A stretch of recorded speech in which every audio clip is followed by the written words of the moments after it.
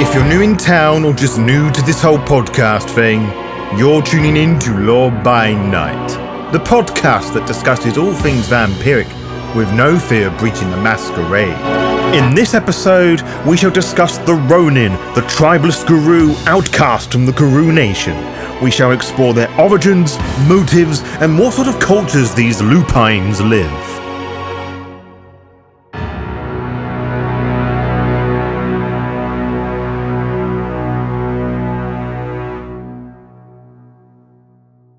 It has been exercised many times during our lessons covered that the Garou are social creatures, and I feel that even you are beginning to not only see it, but feel it too. As dictated by our elders of our sept, we are bound by the litany, fighting, playing, arguing, and copulating with Garou of other packs, our extended friends and family. We may not always enjoy the presence of each other, but it is vital that we work together when it matters. In addition to 50 flavors of found family, each Garou is also part of another family, one dictated by spiritual allegiance and blood inheritance. The tribes. You know that just because you are descended from one tribe does not necessarily its specific patron would accept you, but you would always be brought into one tribe. I remind you of all of this because there are some who for one reason or another are absent of tribe and it is not of their will. I will educate you on such Garou, in the hope to warn you to take your association or connections with your tribe to be as important as everything else I have shared with you thus far. There have been many names of these social outcasts, but the most modern of these names is Ronin, which I suspect is the title you homids would already be familiar with. Now, if you understand what the human equivalent is, it might help you better in understanding that these are not just oddities amongst the fairer. Ronin originates from feudal Japan, which is a rough 700-year period, but if you want exact numbers, they are the early years 1185 to 1868. Ronin is commonly translated as drifter or wanderer. However, when broken down by the kanji, ro, meaning wave as on the water, as well as the unrestrained desolute, where nin means person. It is an idiomatic expression for vagrant or wanderer, someone who does not belong to one place. A Ronin was a samurai who had no lord or master and in some cases had also severed all links with his family or clan. Unlike your loathsome cowboys in Western movies, the Ronin in Japanese culture has always had a tragic dimension, a sense of failure. In other words, they fell from a high social position to a place outside the societal scale entirely. They often came from defeat in battle, neglect of duty, or because their masters experienced some disgrace. With regards to the Garou Ronin, it is often the last two, particularly the neglect of duty that warrants the Garou the social status of Ronin. Note my wording, cub. It is not a title, it is not an edgy anti-hero where the concept of being a lone wolf or renegade is something to aspire to or be in total awe of. They have renounced their tribe, sept, and lineage. They hold no position of power within Garou society.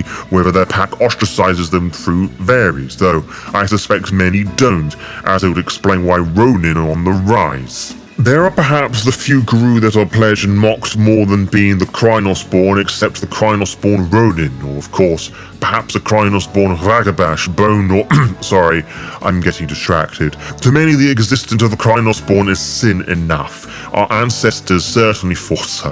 At the end of the War of Rage, the first Metis was born. This supposedly was the first Krynos-born, and the ancient Garou were disgusted by its appearance. It has a warped spine with pale white furless skin. It took 10 years for the identity of its parents to be revealed. Again, this is dependent on who and what you ask, but when the first Metis came up in conversation between a few of us at a mute, a child of Gaia claimed their tribe gave it the name Bitterstone, and was a child of a silent Strider Theurge and a child of Gaia Philodox.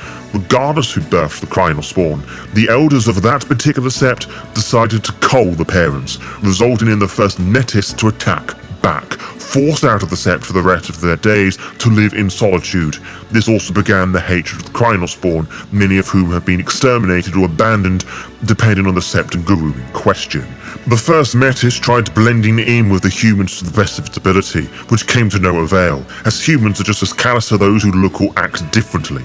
Garou are social creatures, and this forced solitude by everyone and everything around him boiled up a hatred so intense that only one would offer some semblance of compassion towards the bitter Ronin: the worm.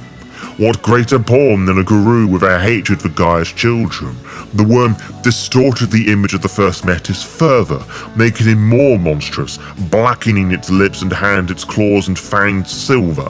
The worm taught the Ronin to survive, and through the curse of immortality, the first Metis wanders still, attacking Garou that travel alone who all have abandoned their packs. It is said that the names of those it kills are carved into its flesh. Scoff at the tale if you must. I know most cubs and cliffs find the idea no more threatening than a campfire's horror story to get the little cubs to behave, but look at the bigger picture.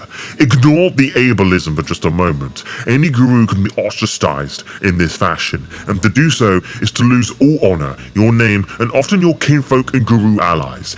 If you do not abandon your kinfolk or they have nothing to do with you, some septs will kill them outright.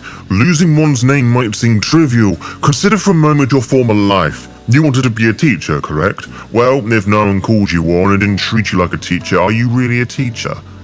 If no one felt you were, would you not be stripped of your identity, stomping on a piece of your soul? What are we without our names and our ilks treating us as one of the same? Animals. The Garou tongue has a suffix of lerth to place at the end of the Ronin's name so we know exactly what they are. So to use my name as an example, Butcher of Lies Lerth. For as many that become outcasts as the form of one punishment or another, many denounce their allegiance to the Garou Nation willingly, something that is the case for many young Garou. The feudal traditions of our tribes and the society of the Garou as a whole are not an easy thing for today's modern youth to transition to. Fucking pussies, many of whom are simply unable to tolerate the strict rules of conduct that are demanded by their peers and elders. There is less freedom, supervision, and discipline, and the influence of the Worm and Weaver has already begun their work. Pack and war mentality is not something many homids grew up knowing, at least those in the West, and whilst many tenets of the litany are not worth banishment for single events, each tribe has its own personal line. The Fenrir will banish you for showing too much weakness or cowardice in battle, for example. The Red Talons have no homid, and the Black Furies have no men, however they define it personally. Aiding the Ronin is enough for most. At best, it's a little suspicious to place your efforts and trust over an exile before the nation, though some have spirits watch over their Ronin for various reasons. There are those whose ideologies do not align with a particular tribe. The aforementioned cowardly Fenrir Garou might better align with the children of Gaia or vice versa. There is no honor in this, but it is possible to renounce your original tribe and move on to the next, providing the tribe in question will accept you and you're willing to reset your renown. There are some small, socially acceptable self-exiles you should be aware of. One of the most common afflictions among us is succumbing to Harano, often referred to as a Garou depression. However, it's more complex than just feeling down. Some believe it's caused by contemplating Gaia's suffering, while others think it leads to depression, fatigue, and sudden mood swings. Those affected by Harano might become withdrawn or engage in reckless behavior. Most see it as an unexplainable gloom brought in by seemingly hopeless battle against the worm and the slow, agonizing decline of the Gaia due to humanity's feelings.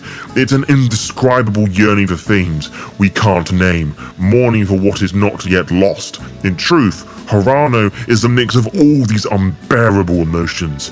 In such circumstances, Harano-afflicted Garou usually see themselves off, but those who do go through with the proper channels, as it were, are unlikely to be turned down the plea of Steppenwolf, a name given to such renown, Ronin I should say, to separate them from the more distasteful outcasts. Other Garou may attempt to exile themselves to go on a vision quest, where a bit of honor is given, assuming the Elder allow the Garou to be set free, as it were. Ronin Werewolf lives without the obligation of a pack, sept, or tribe. This freedom allows the werewolf to engage in political intrigue if they choose and form alliances with the other supernatural beings such as mages and vampires. Without the burden of protecting a higher cause, the Ronin can act as they please, knowing that they are the only one at risk. However, this freedom comes with a sense of spiritual and physical exile from the identity and everything that defines them. Loneliness is not glamorous for a Ronin, and their life is filled with risks. Most Garou cannot survive the severance of the nation. However, some Ronin do survive and become adept at living their lone wolf lives, living up to the human definition of Ronin and becoming mercenaries for hire.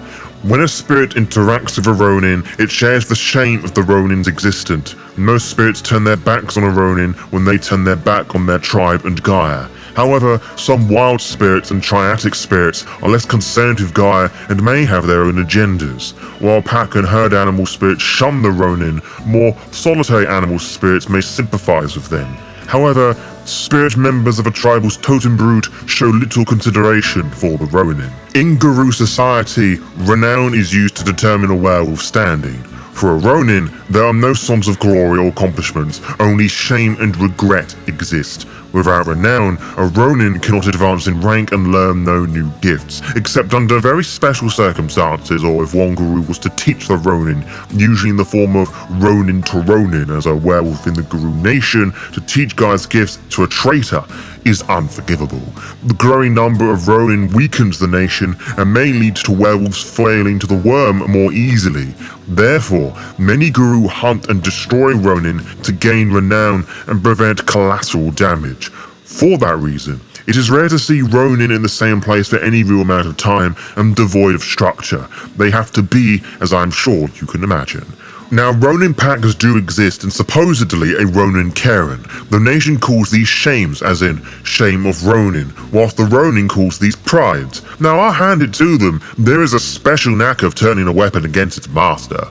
From what I've been told, they started appearing in the southwest of the US and are mostly fairly adjacent to each other, and it's suspected that someone is militaristically gathering them together, readying for a large-scale attack. Now, I'm unaware of such assaults taking place, and it surprises many that these shames occur, but this breaking of equilibrium, the reshaping of what the nation has dictated as what is or isn't civilized, was honestly bound to happen sooner or later. Again, Garou are social creatures, and dogs of a similar litter hunt together, and we may see the formation of a Ronin nation that, to many, would be a serious blow to Gaia's forces. At least said Garou are less likely to succumb to the worm this way. I hope. The worm, for that matter, is a relentless force that seeks to drive the Ronin away from the ways. The hierarchy of the worm taint outlines the actions that can lead a Garou closer to being bound by the worm and eventually be totally corrupted. Before reaching this point, redemption is still possible, though it will be challenging.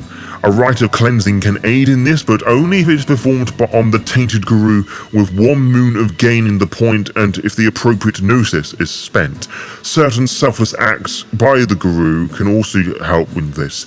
It's a rare occurrence, and the miracles required to cleanse a Garou are even rarer. The only guaranteed method of removing a full taint is to bathe in the silver lake of Erebus, deep within the Umbra. Now, this removes the corruption each year they spend in the burning waters, but it will eventually eliminate all the taint. Many are killed this way, but their soul at least is claimed. I spoke earlier that a Garou may wish to be recognized as a different tribe, or, in the case of the Ronin, may be accepted as a different one. Both are hard to do, one harder than the other. Each tribe has a different way of handling these outcasts. Bone Gnawers request between 5 to 20 hours of community service. Yes, that's it, it's very on fucking brand. The Black Furies will accept female Ronin following the victory in a ritualistic combat, with occasional Karen usage prior to that, often with the cost of something important such as a fetish. The Children of Gaia will have the Ronin list their crimes and offences and what they have learned during their time as an outcast. Karen usage is minimal, and many Children of Gaia encourage them to be accepted back into their own Septon tribe first. Basically, they'll be the ones to make sure of the price you will pay more so than other tribes. The Fianna make the Ronin sing the litany. To use the Karen, they have to compose a song about their former tribe. Both have to be done well. The Fenrir don't allow Ronin to use their Karens under no circumstance, and if a Ronin wants to join us, they have to fight us. And speaking from experience, we will not hold back our punches. As for the Glasswalkers, the Ronin simply has to make an appointment.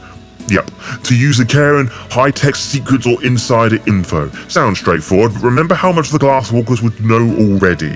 The Red Talons have the Ronin fight an alpha of the same gender as them in a ritualistic combat, and under no circumstances must they be human. No homids of this nature can use a Karen, but if you are born a wolf, you will probably get the invite all the same.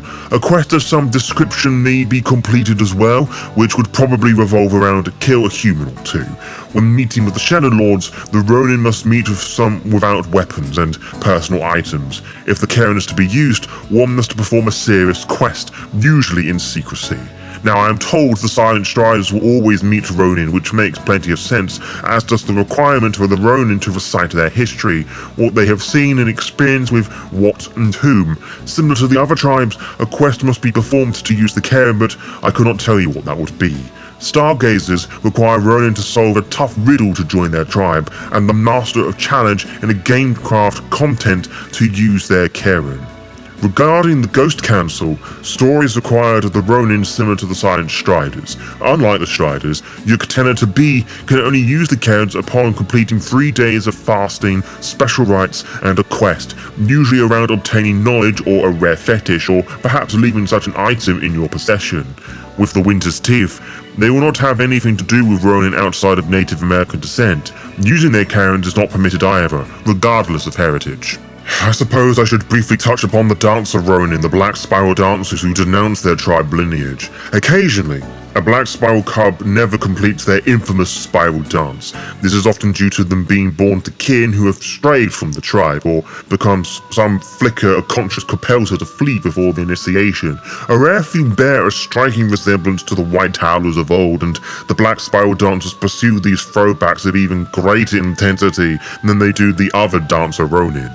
So far, none of these mock howlers has survived more than a year outside the hives. In rare cases, even doubly corrupted dancers can be cleansed of their taint, though the only known method involves enduring a long stay in Erebus.